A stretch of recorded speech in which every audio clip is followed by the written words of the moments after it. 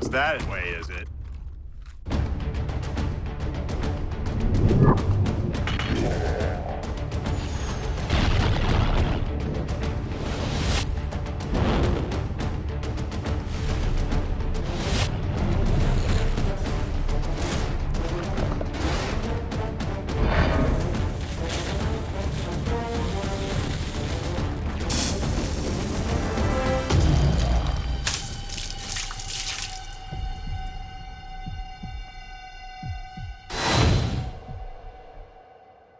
Eat shrimp, savage.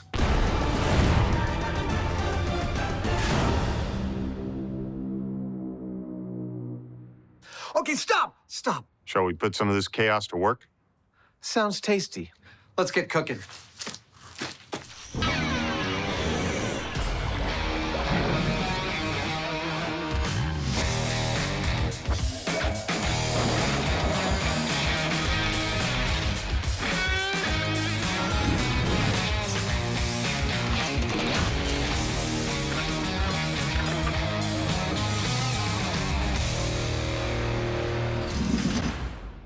So you're wearing a chef's hat because... Well, because we're about to do an entire episode of Myths devoted to cooking food in weird ways. We're calling it Cooking Chaos. Like what? Well, later we're going to be creating some fruit juice using nothing but fruit and explosives. We just blew up a tomato, and now we're trying to have a drink. But first up, we have a viral video. Two women are seen loading raw shrimp into what looks like an air cannon. They then fire it through clouds of flour, egg, breadcrumbs, and eventually a fireball where the shrimp hit a target, land on a plate, and seem to be perfectly cooked. Instant tempura. Exactly, and I think we should try doing it. Yum. For 14 years, the MythBusters have dined, You want to try some? Oh, you can't. devoured, and feasted You can't hold it anymore. on some fantastically far-fetched Oh! food fables. Red meat and high explosives.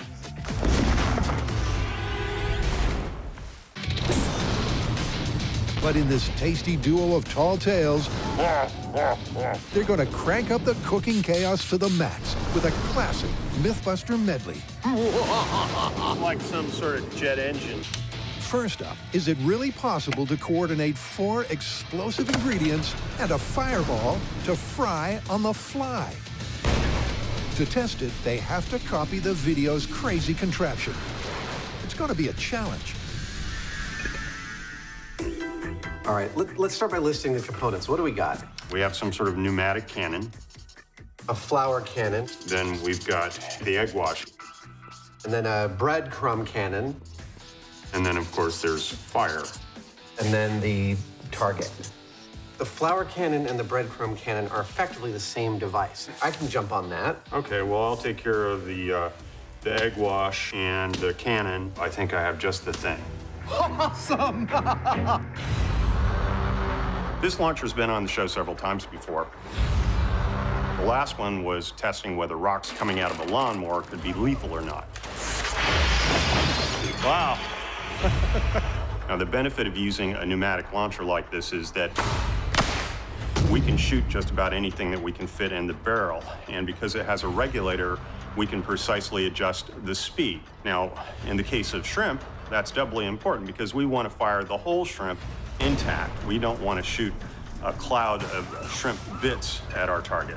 And with a little modification here and there, I think this might just do the trick. That's the shrimp launcher.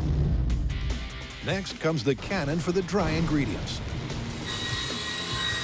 First, the breadcrumbs. All right, allow me to walk you through the components. First and foremost, we have the cones that will shoot out the breadcrumbs. Those horns are being powered by air, which is blasted up through these tubes to this T coming out of this large pneumatic valve. It's actually an electromagnetic valve, so when I apply a little power to it under pressure, it will release air and hopefully send the breadcrumbs flying. Jamie's gonna be like, why does my shop smell like an Italian restaurant? If I wanted an Italian restaurant, I'd open one. To keep the mess to a minimum, Adam fills half of the cones for a quick systems check. This is breadcrumb horn test. 3, 2, 1. Ah!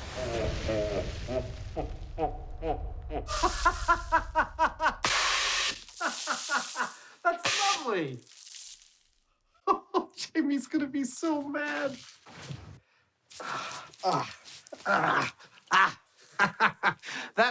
It's so itchy. It worked beautifully. I have no idea how well it worked for the experiment, but it threw breadcrumbs into a cloud magnificently. That works. And while Adam knocks up an identical system for the flour, Jamie's getting eggy with it. I've got to figure out how to shoot egg wash down. This is a solenoid valve. It's an electronic valve that opens and closes a stream of air. Oops, wrong end.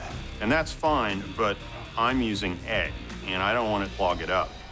What I'm going to use is this puppy right here, which has a similar solenoid valve here and a piston with a rack and pinion on it that rotates a ball valve. And I can send anything I want through here and not gum anything up.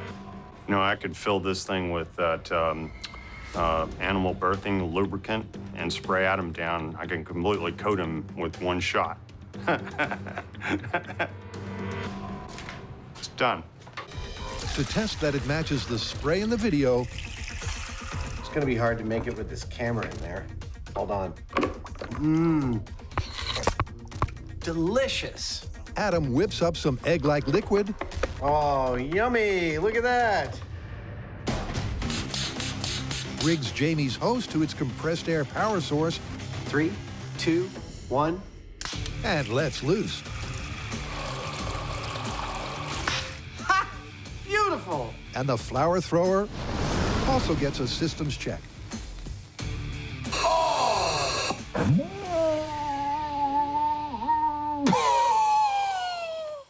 Here, you can run that sound effect right over the high speed. Hey, this is fun to scrub through this. You could also run that sound effect across it. I guess we better get back to making a TV show. That just leaves the fireball, but that will be assembled on location because the team has a dubious safety record at M5. Am I missing an eyebrow? So before things heat up, it's time to tackle another classic MythBusters conundrum. Juicing the inside of fruit with an explosion. So tell me about creating smoothies inside fruits and vegetables using explosives. Well, you pretty much outlined the whole thing right there. It is in a viral video we found where apparently the shockwave of an explosion can be tuned perfectly enough to not destroy the outside of the fruit, but turn the inside into juice such that you can stick a straw in and have a refreshing drink. Well, I'm dubious, but sounds like fun. I agree. Let's do it. It's a deadly fruit cocktail only the MythBusters could tackle, and they've got just the place to do it. When you want to investigate the power of an explosion, we have a place we like to go. Well, actually, we have a lot of places we go. But our home away from home and the place we go more than any other is right here at the Alameda County Sheriff's Department. We've been coming here for more than a decade, and we have blown up thousands of things on this property. It's like a clown's head exploded. Today, however, we're doing things just a little bit differently. Yep, this time they won't be destroying so much as creating and containing. Okay. To test the premise of the video and its use of surgically precise high explosives, I love filling waterproof tanks. they have to accurately recreate all of the elements, starting with the water-filled blast-proof box. We've gone above and beyond to make this tank really robust. Because water doesn't compress, you're effectively delivering a hammer blow to that structure. That worked beautifully. In this case, the ballistic material is probably the weak point. It's made to stop a bullet, but what it'll do with an explosive, it's anybody's guess. I can tell you one thing for sure, I'm gonna be standing well back. Now to position the fruit and explosive as per the video. Now that our tank is set up and filled with water, let's talk about the parameters for this experiment. First and foremost is the explosive. Now, in the video, they show that the explosive is 17.5 centimeters from the fruit. That's the radius of the explosion. And the explosion goes to about 2.5 centimeters or 1 inch away from the fruit. If you double that, calculate the diameter, it comes to about a 12 or 13-inch cavitation that the explosive creates. So we're going to be using one of these things. It's a blasting cap, and it's what we saw them use in the video. Nice. Right. It's easily set off by applying a small amount of electric current to these wires. That's about as dead center as we can get. Oh, look at this beautiful thing. Oh, so pretty. That's an explosion in style right there. Mind if I take the first plunge? Not at all. I'm using a plunger and we've got a plastic cap in water. Plunge puns abound. All right, fire in the hole. Blasting cap test. 3, 2, 1. It was an energetic mini boom. The incompressible water transfers the blast energy in a hammer blow to the armored box. But it holds. Makes a beautiful bubble that looks almost exactly like 12 inches in diameter. I don't know, I thought it was going to immediately be too large, but that might be perfect. They got it right first time. Yeah. The blast wave expands rapidly, creating the 12-inch bubble they were looking for, before the blast wind pulls back and it collapses. The blasting cap made exactly the size of cavitation in our tank that we were looking for. So now we're going to put some fruit in there and see if we actually can make a smoothie. But wait. Before we begin blowing fruit up willy-nilly, we need to answer a couple of questions first. Let me put it this way. There's one of two outcomes to this experiment. The explosives might not work at all in juicing the inside of a fruit, but they also might work. And how much juice can you actually get out of a tomato? That's what I'm going to determine with the experimental setup in front of me. First, I need some tomatoes. Here's some I grew earlier. Then I'm going to juice them and figure out how much juice I get out of each one, so I can come up with an average percentage of juice per tomato that we can compare against the results of the explosives in case the explosives actually work. While Adam gets busy terminating tomatoes, Very satisfying. Jamie's looking at the other end of the scale for a control comparison. What happens if the explosive doesn't work? I am getting little bubbles of a fluid that's coming through there, but it's precious little. It's effectively only a drop, barely enough to wet your lips with. So just sticking the tip of the syringe into the tomato, even with a lot of probing around, about all I'm getting is a drop. But if an explosion does mulch the interior of the tomato, how much juice is it possible to extract? Hey, I'm back from doing the math. It went great. No one got hurt. More importantly, I got some numbers. For instance, I averaged out the amount of juice per tomato I got, and it was 62%. That means I got 62% of the weight of the tomato out in delicious tomato juice. I also was able to get an average of 108 milliliters of juice per tomato. Those are great numbers against which we can compare the effectiveness of explosives. Yeah. Meaning it's back to the bomb range, where we know the blasting cap has 3,640 joules of energy and should match the explosive bubble in the video. Now, for the shrink-wrapped tomato. This is a polyolefin bag, and I can shrink it.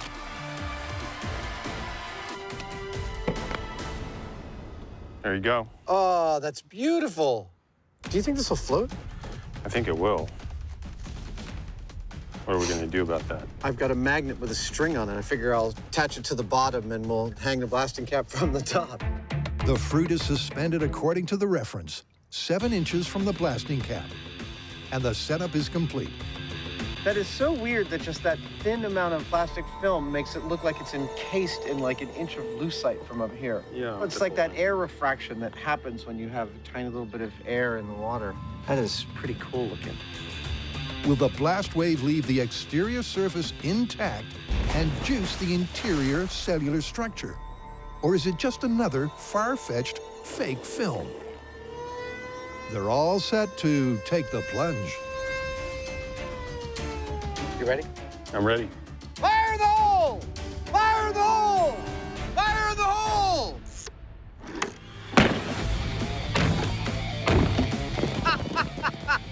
The whole thing jumped. That was awesome. One! Just how awesome is illustrated on the high-speed camera. Whoa, look at that beautiful bubble. Wow! We have this perfect 12-inch cavitation. As per the video, the tomato skin is intact, but has it been juiced? I've got some straws. Now, if the video is to be believed, I should get tomato juice out of this. Here, do you want to try it? All right. Oh, what? Hey! You're kind of getting some juice there. Jamie manages to suck up a decent mouthful of juice. I did. And Adam, comparing it to an unexploded raw control with zero liquid uptake, I'm getting nothing. thinks they may be onto something. This is so ludicrous. We just blew up a tomato, and now we're trying to have a drink. What else? No big. Question is, where to now? Okay, did you see what I see there? Yeah, exactly. Our tomato was just a little too far from the bubble. I'd say about 2 inches away, and we needed to be 1 inch away, like we see in the video. That is our next test. Oh, damn, the sneeze didn't come. What a buzzkill.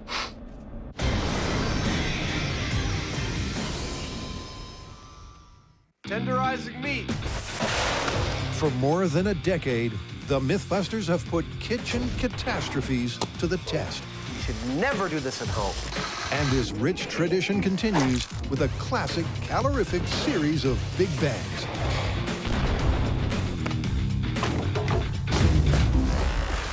Here's what just happened. We detonated a blasting cap 7 inches away from a tomato, and it seems we made a difference in how much juice we were able to get out of that tomato. Hey! You're kind of getting some juice there. I did. So we're going to do it again, except next time we're going to move the tomato a little bit closer. And there it is, exactly 6 inches. 1 inch closer than last time.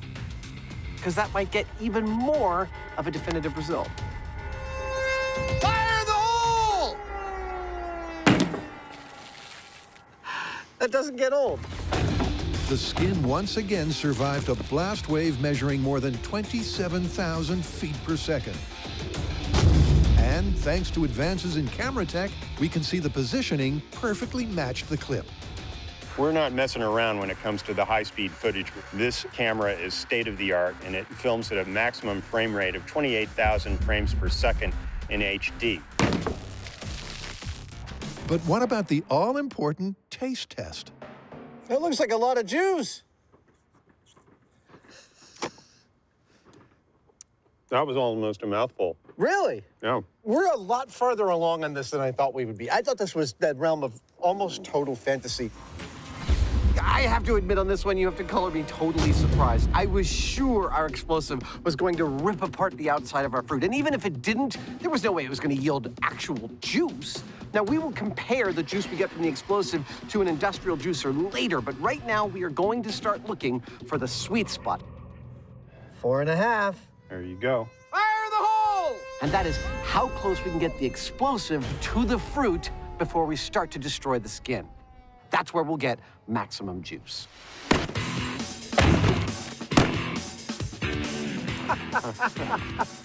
This is our cooking show. 3, 2, 1.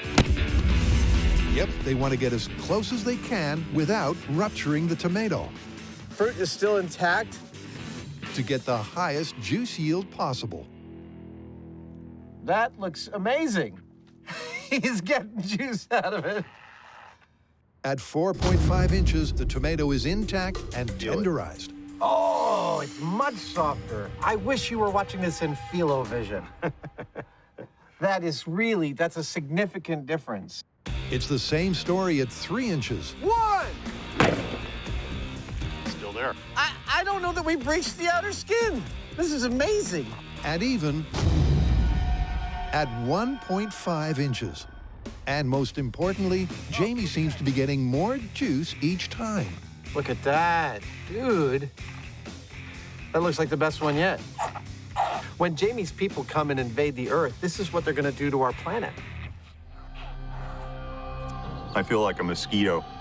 Until half an inch proves too close for comfort. One!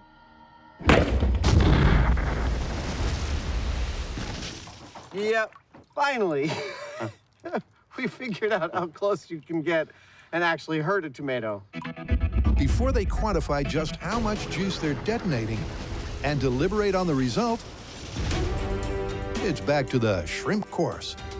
One of the great things about shooting the show in the Bay Area is that we have such a wonderful array of places to run our experiments at.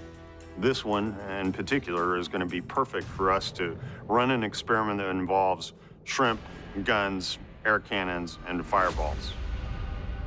The engineering challenge they're facing to even test this viral video is as tough as it gets.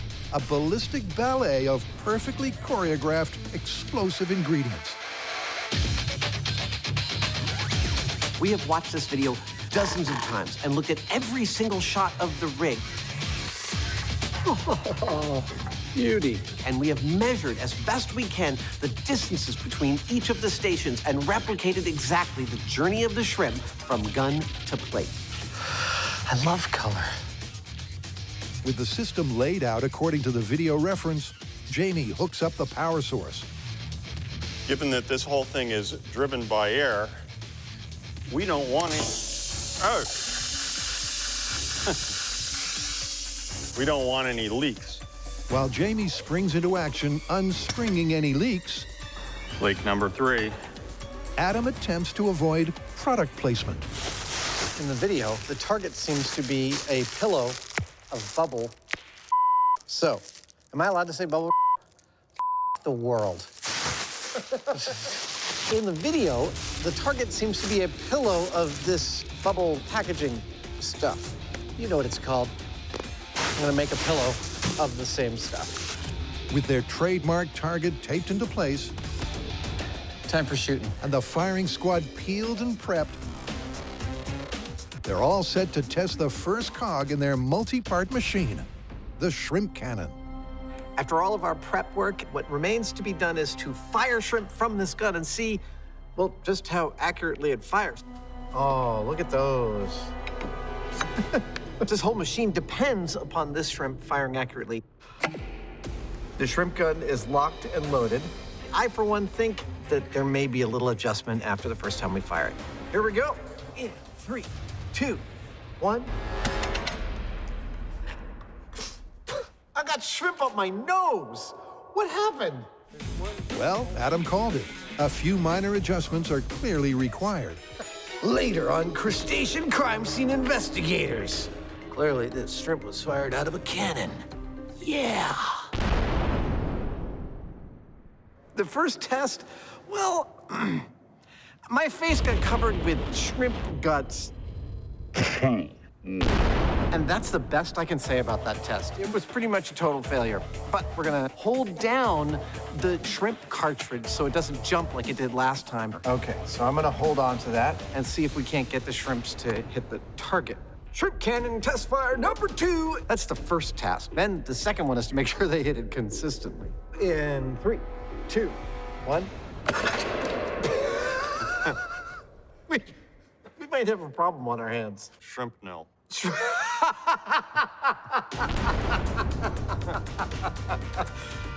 Nice. 1. Shrapnel. Let's go collect the shrapnel. Well, right out of the gate, it's not looking too good for this story because we didn't even get to the target and our shrimp basically disintegrated. Ooh, I grabbed it by its eyeball. There's little bits everywhere. And we can't just add more pressure, it's just gonna disintegrate them more.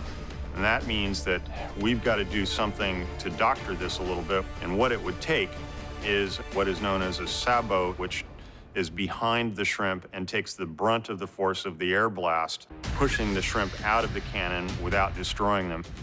things we turn out to get good at that will never be useful again.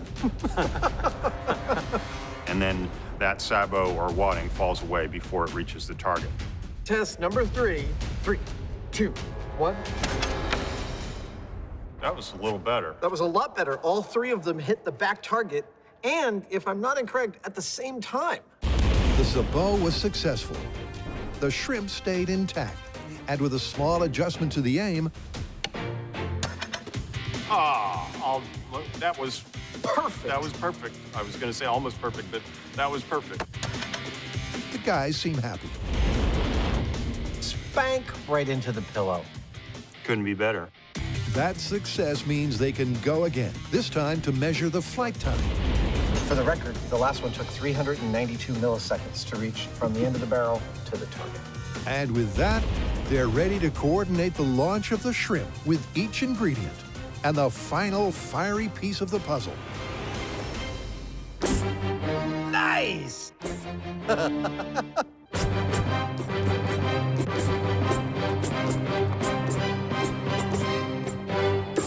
This is the coolest toy ever. We have been attempting to cook a shrimp in mid-air. So far, we've got the shrimp flying consistently into a target, spank right into the pillow. And now, We need to set off each of those elements at precisely the right time. For that, we're going to be using these timers, which will allow us to tune everything the way we need it to within milliseconds. That's the key to this complicated cooking method, the launch sequence. all right. Each element has its own trigger, delayed depending on how fast that ingredient reaches its optimum spread. And they have to be wired together to fire in sync. I love these situations when we've set this stuff up like a house of cards. All we have to do is take off one of these and run it to our AC line. There's all these switches and solenoids and a bunch of other stuff that are activating all at once, and it's almost too much to comprehend. I don't think you're right. You only have one, the switch only activates one of 2 legs. It's cool.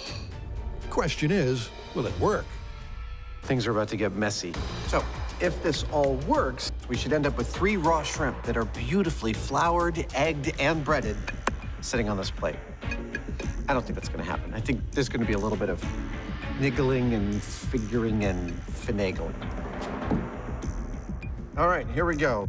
90% operations test shrimp cannon in 3, 2, 1, go.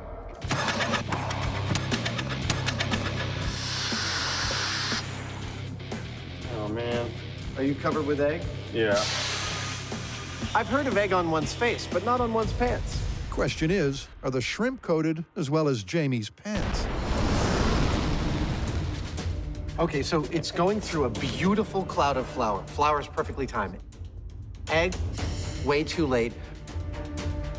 Breadcrumbs were good, but I mean, they need more fantails of breadcrumbs.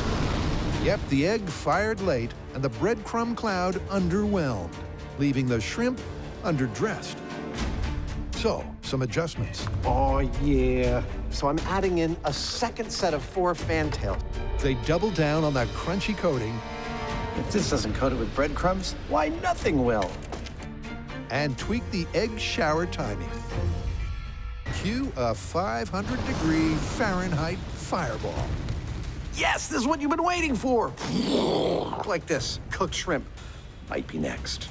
Hopefully, this will keep the shrimp from ricocheting off the plate. And it's got a little shock absorption, too.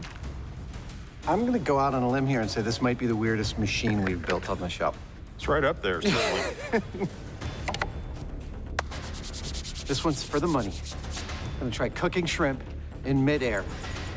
In 3, 2, 1.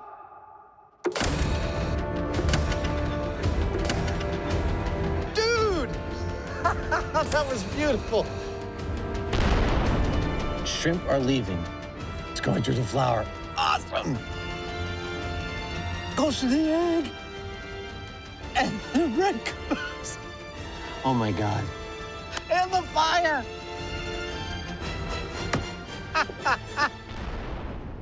It worked!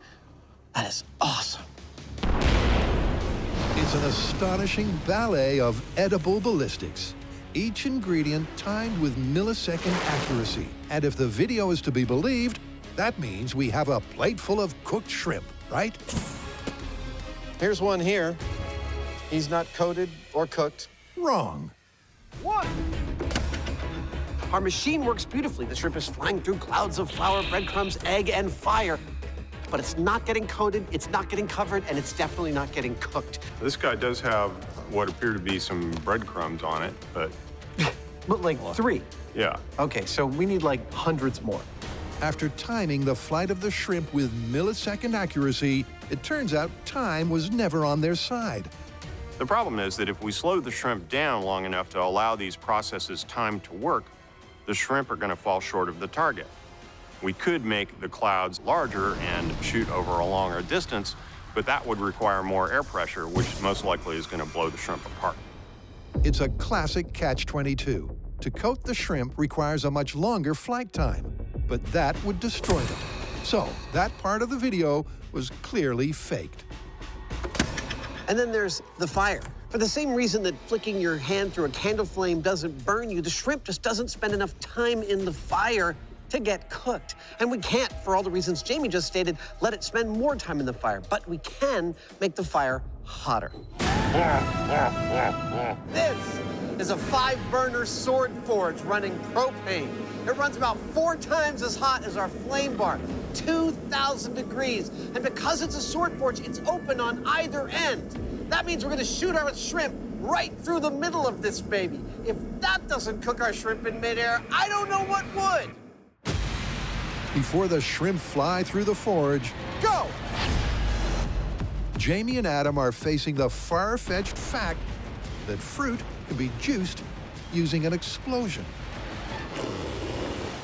All right, once we figured out that we had the right explosive, that putting it 7 inches away from our tomato did not destroy it and gave us juice, then we figured out that putting it ever closer still didn't destroy the tomato but got us more juice each time. The question was, how close can you get to get the maximum amount of juice without destroying the tomato? And that distance turns out to be 1.5 inches.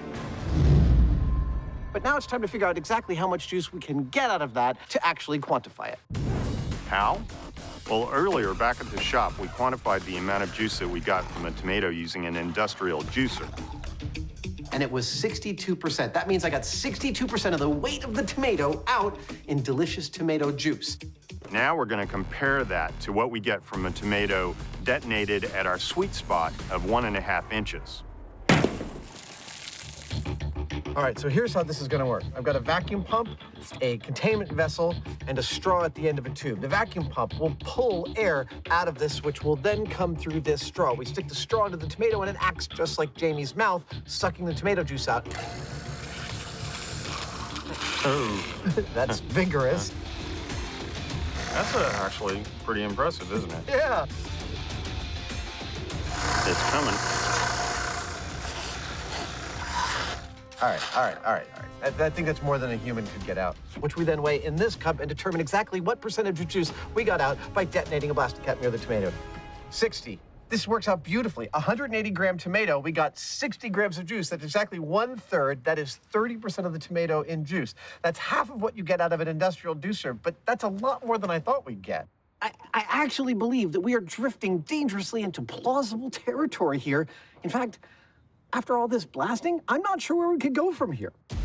Yes, using a precisely calibrated explosive charge, it's possible to juice the inside of a tomato. And there really is only one place to go from here.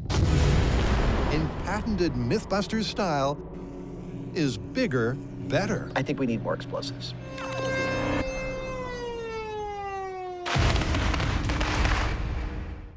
All episode long, we've been attempting to replicate a viral video we found which seems to show that a small amount of explosives can turn a tomato into a tomato juice dispenser. That is, that it can turn the inside of a tomato to liquid you can drink while not damaging the outside.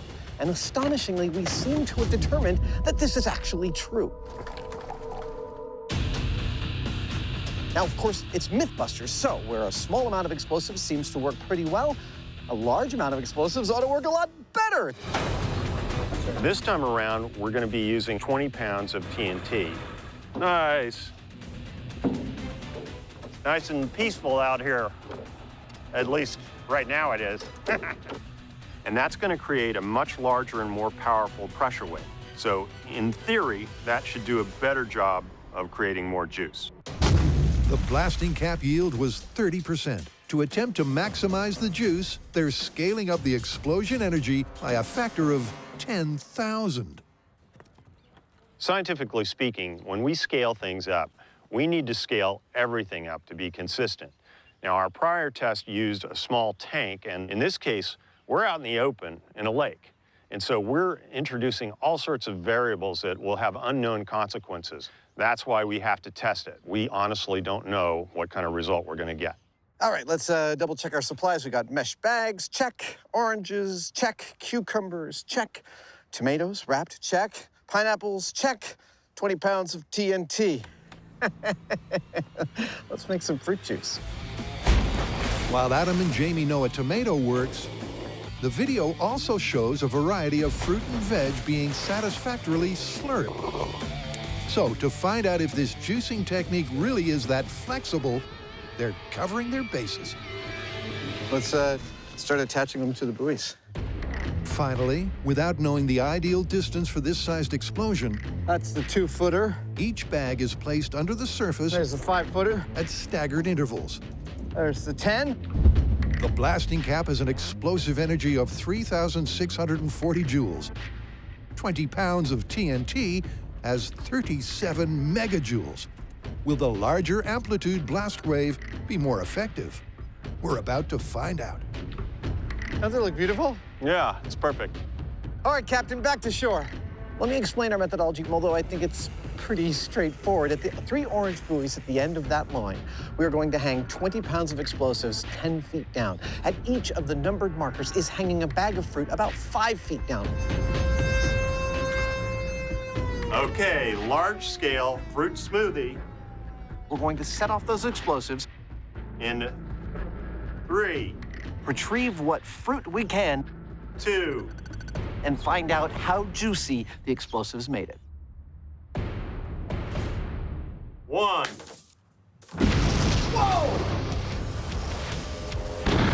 Uh-oh. Yeah, that was a little more energetic than I thought.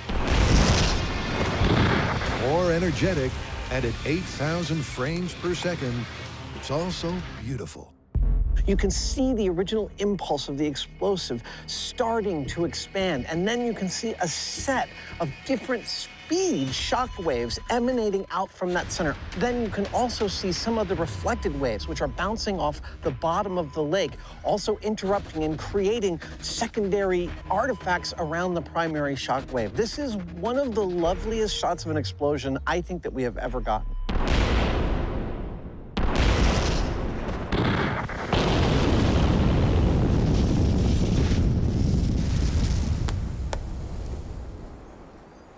Extraordinary footage.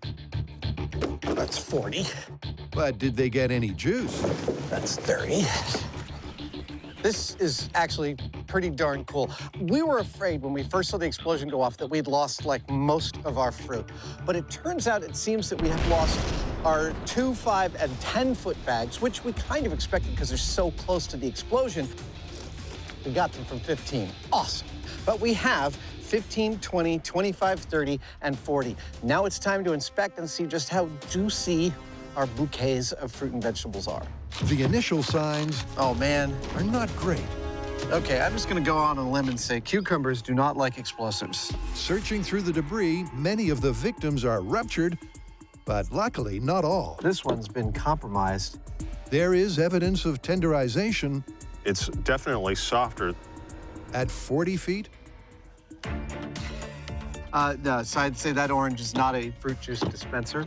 30, No, no. 25, and 20. Tomatoes, that one's dead. The kind of carnage that can only be yielded by an episode of MythBusters. But by the time all survivors have been examined, the results are definitive. No, it's the same thing as before. Not juice. Not juice. Tender. Tender, but not juice. So, seems like bigger is not better in this case, huh? No. We found at least one thing for which more explosives do not get a better result. But why didn't it scale up? Whoa! We know that blast pressures can bounce off of surfaces. They can reflect. And so that small container caused the blast pressure to go back and forth through the fruit a bunch of times, each time breaking the cell walls a little bit more. So that may actually have been the ideal situation, even though the amount of explosive was very small. If you remember, we started out with a viral video that seemed to imply that with a little boom in a box, you could generate sweet juice out of something like a tomato. In that scale, we actually succeeded in getting some lovely gulps of juice out of a tomato. Now, it didn't work when we scaled it up, but I have to say, given how well it worked in the scale that the video shows, I think that we're gonna have to call this one plausible.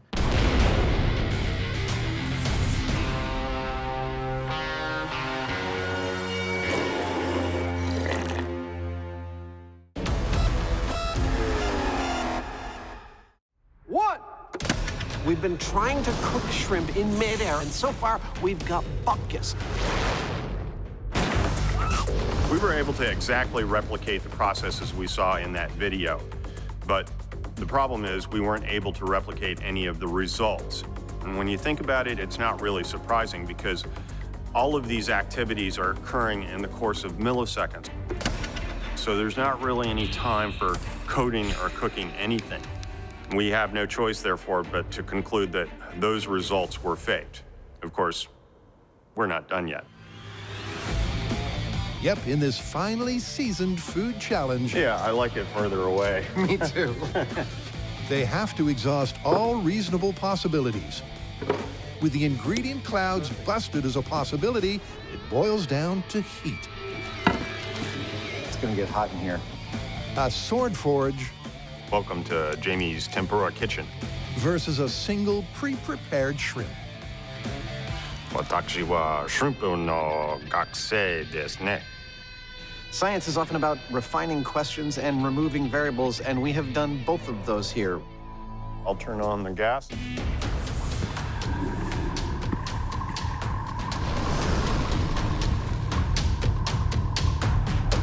Shrimp, gun, furnace, It's gonna take a few minutes to get hot. hopefully cooked shrimp on the other side. We are soon to find out. I'm getting about 2,100 degrees. That's 5 times hotter than we were getting in our fireball.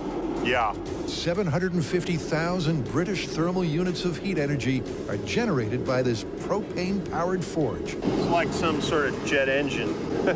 Each of those BTUs can raise the temperature of 1 pound of water by 1 degree Fahrenheit. Woo-hoo-hoo-hoo. Dude, that is one hot oven. Here we go. But is there enough time for that energy to cook the pre-prepped shrimp? I'm feeling good about this. Here we go. Fire and shrimp through a forge. And 3, 2, 1, go. The shrimp fired through the forge accurately. But did it fry? Does it seem at all cooked to you? Are the breadcrumbs crispy at all? No. We upped our fire game significantly in this last experiment, where formerly we had a fireball that was about as hot as a consumer oven, 500 degrees. This forge was 2,000 degrees. We fired the shrimp through it, and we ended up with a room temperature shrimp. And I can feel this is cold. It's cold. Oh, wait. 67 degrees. Yeah, room temperature. Room temperature. That's not a cooked shrimp. Despite trying several times, It hit the plate! the flying shrimp shows no sign of warming to the occasion. Dun, dun, dun. Stop right there. 66 degrees. Most people would give up at this point, but come on, we're not most people. We're gonna continue. How about instead of 3 feet of sword forge, 12 feet of sword forge? Yeah, evil laugh. We're gonna set this up and try it again. Using all of their 14 years of experience, this is the very cutting edge of ramping it up. For reference, a typical kitchen burner is putting out 10 to 15,000 BTUs. This setup right here, 3 million BTUs, all encased in one long square tube. That's pretty extreme heat. You ready to fire it up? Let's do it. This is it. It's looking pretty good. One final fry-on-the-fly try. Whoa. One last chance I'm gonna love the shrimp. Okay. to cook a cannon-fired shrimp. Man, I've never seen anything like that before. No. This is an insane thing.